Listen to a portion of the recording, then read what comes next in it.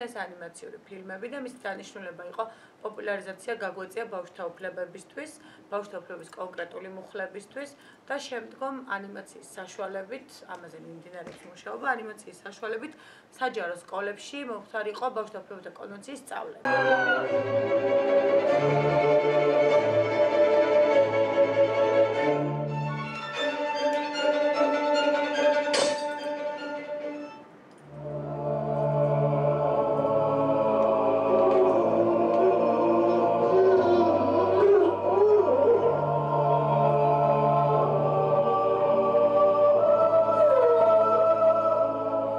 ფილმში კიდე რაღაცა სხვა დამატებითი უფლებები.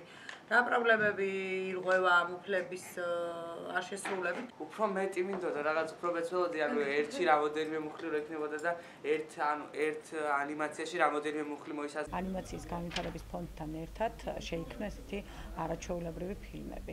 სამომავლოდ იგეგმება, რომ ბავშვთა უფლებები ანიმაციაში როგორც დამხმარე მასალა კონვენციის სწავლების პროცესში შევიდეს საჯარო სკოლებში და ამ მხრივ საინტერესოა რეგიონებში ახალგაზრდების, პედაგოგების, საზოგადოების აზრი და დამოკიდებულება რამდენად არის მნიშვნელოვანი და საინტერესო მეთოდი ის, რომ ანიმაციის საშუალებით ასწავლონ სკოლაში ბავშვთა უფლებათა კონვენცია როგორც დოკუმენტი, იმიტომ რომ სამწუხარო რეალობა გახლავთ ის, რომ ამ დოკუმენტის არსებობის შესახებ ძალიან ნაკლებად იციან ბავშვები. ბანდელი ჩვენება ატრიუმში იყო ძალიან საინტერესო, გადმოცემული იყო ანიმაციები, კონვენცია და ბავშვთა უფლებების კონვენცია იყო გადმოცემული, იყო ძალიან საინტერესო და ვფიქრობ, რომ მომავალში ბავშვებს ეს ანიმაციები გამოადგებათ იმისათვის, რომ მიიღონ ინფორმაცია თავიანთი უფლებებთან დაკავშირებით და დაიცვან თავიანთი უფლებები.